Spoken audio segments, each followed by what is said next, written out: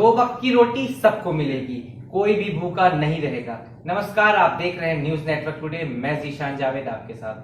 पूर्व मंत्री बुधवार की सुबह से ही भोजन वितरण केंद्रों के दौरे पर रहे, समाज सेवियों से मिलते रहे। लॉकडाउन के दौरान जनता की समस्याओं पर बारीकी से नजर रखने वाले राजेंद्र शुक्ल से हमने भी बातचीत की। लॉकडाउन के दौरान जैसे ही शासन ने आवागमन के लिए कुछ रियायत दी, वैसे ही पूर्व मंत्री स्थानीय विधायक रीवा राजेंद्र शुक्ल भोपाल से रीवा पहुंच गए। रीवा पहुंचते ही उनका पहला काम उन समाज सेवी संगठनों से मिलना जुलना था जो संकट की इस घड़ी में जरूरतमंदों तक खाना पहुंचा रहे थे। इसको लेकर वह तमाम उन जगहों पर गए जहां पर खाना बन रहा था।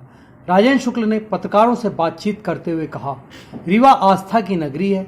भगवान भोलेनाथ महामृत्युंजय की कृपा, चरौलानाथ माँ कालिका की कृपा से कोरोना रीवा बिंद की धरा तक नहीं पहुंच पाया। संकट की इस घड़ी में हम सब एक साथ हैं, मिलकर कोरोना के खिलाफ लड़ाई लड़ेंगे और जीतेंगे भी, जैसा कि अभी तक हम साबित भी कर चुके हैं। सरकार पूरी तरीके से जनता के साथ है। जरूरतमंदों के लिए सभी जरूरत का सामान तत्काल ही उन तक पहुंचाया जाएगा। बस जरूरत है सरकार के दिशा निर्देशों का पालन करने की, सोशल डिस्टेंसिंग बनाए रखने की। कोरोना से बचाव का यही एकमात्र उपाय है।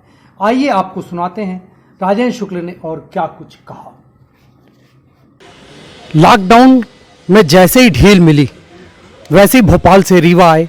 सबसे पहला काम उन समाज सेवी संस्थाओं का निरीक्षण किया जहां से दो वक्त की रोटी रीवा के जरूरतमंदों को जा रही थी। इसी दौरान हमने एक जगह उनसे बातचीत करने की कोशिश की। आइए जानते हैं, सबसे पहले आपने उन जगहों का दौरा क्यों किया जिन जगहों पर खाना पहुंचाने की व्यवस्था की जाए? देखिए, लॉकडाउन के बाद सबसे बड़ी आवश्यकता थी उन लोगों को भोजन राशन की व्यवस्था करना जो लोग डेली कमा के और अपने परिवार का पेट भरने का काम करते थे। यदि हमने उनको घर से ना निकलने की बात कही है जिससे बीमारी ना फैले, तो ज़रूरी है कि उनके लिए हम भोजन की व्यवस्था करें। मैं रीवा के सामाजिक संगठनों को बहुत धन्यवाद देता हूं, यहाँ के व्यापारी वर्ग को, यहाँ पर जो हमारे भारतीय जनता पार्टी के कार्यकर्ता हैं, मैं उनको बहुत इस बात के लिए धन्यवाद देता हूं कि उन लोगों ने जब से कोरोना की महामारी के कारण लॉकडाउन हुआ है, तब से उन्होंने चैन की सांस नहीं ली है। हज़ारों घरों में राशन के पैकेट पहुंचाए हैं, हज़ारों घरों में पका हुआ भोजन, इसमें मास्क लगा के, ग्लव्स पहन के और भोजन पहुंचाने का काम किया। आज मैं सेंट्रल किचन में गया था, वहाँ पर रेड क्रॉस सोसाइटी के लोग भी सक्रिय हैं, रिएक्ट संस्था के और सेवा भारती के लोग भी वहाँ पर करीब 12 से 13 हज़ार लोगों का भोजन वहाँ पे बनता है मशीनों के द्वारा। और फिर स्वयंसेवी संगठन लगभग 35-40 गाड़ियों से और उसको ज़रूरतमंदों तक पहुँचाने का काम करते हैं। मैं नागरिक मंच को धन्यवाद देता हूँ, जहाँ पर ये प्रतिदिन 1000 पैकेट भोजन के तैयार किए जाते हैं और उसको ज़रूरतमंदों के घरों तक पहुँचाने का काम करते हैं। नागरिक मंच के कैलाश जी और हमारे नगर के बहुत ही प्रतिष्ठित नागरिक हमारे प्रहलाद सिंह जी, संतूलाल जी और हमारे जो प्रभारी महापौर रहे वरिष्ठ पार्षद वेंकटेश पांडे जी से लेके सारे लोग यहाँ पर जुटे हुए हैं और सब इस बात की चिंता कर रहे हैं कि हमारे रीवा में कोई भी व्यक्ति भूखा न सोए।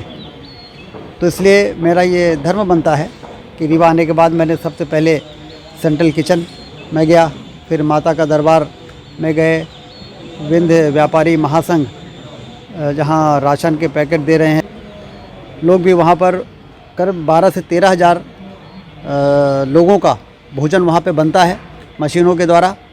और फिर स्वयंसेवी संगठन लगभग 35-40 गाड़ियों से और उसको ज़रूरतमंदों तक पहुंचाने का काम करते हैं। मैं नागरिक मंच को धन्यवाद देता हूं, जहां पर ये प्रतिदिन 1000 पैकेट भोजन के तैयार किए जाते हैं और उसको ज़रूरतमंदों के घरों तक पहुंचाने का काम करते हैं। नागरिक मंच के कैलाश जी और हमारे नगर के बहुत ही प्रतिष्ठित नागरिक हमारे प्रहलाद सिंह जी, संतू लाल जी और हमारे जो प्रभारी महापौर रहे वरिष्ठ पार्षद वेंकटेश पांडे जी से लेके सारे लोग यहाँ पर जुटे हुए हैं और सब इस बात की चिंता कर रहे हैं कि हमारे रीवा में कोई भी व्यक्ति भूखा न सोए। तो इसलिए मेरा ये धर्म बनता है कि रीवा आने के बाद मैंने सबसे पहले सेंट्रल किचन में गया, फिर माता का दरबार में गए, विंध्य व्यापारी महासंघ जहाँ राशन के पैकेट दे रहे हैं 3-3, 4-4 दिनों का भोजन का, माई रीवा माई प्राइड जिन्होंने 21 दिनों का लॉकडाउन जब हुआ तो 21 दिनों के राशन के बराबर की व्यवस्था किट बनाई और लगभग 7,000 घरों में पहुंचाया। तो 7,000 घर के लोग 21 दिनों तक अपने घरों में निश्चिंत रहे कि उनके पास सभी व्यवस्थाएं हैं। तो कुल मिला के इस जंग को जीतने में सभी संगठन अपना योगदान दे रहे हैं। मैं उनको बहुत धन्यवाद देता हूं और जैसा मैं कहता हूं कि ईश्वर की कृपा है कि रीवा में एक भी कोरोना का पॉजिटिव पेशेंट नहीं आया। तो ये हम सब ने लॉकडाउन का अनुशासन से पालन किया, वो तो है ही अपनी जगह, लेकिन भगवान की कृपा है कि जिसके कारण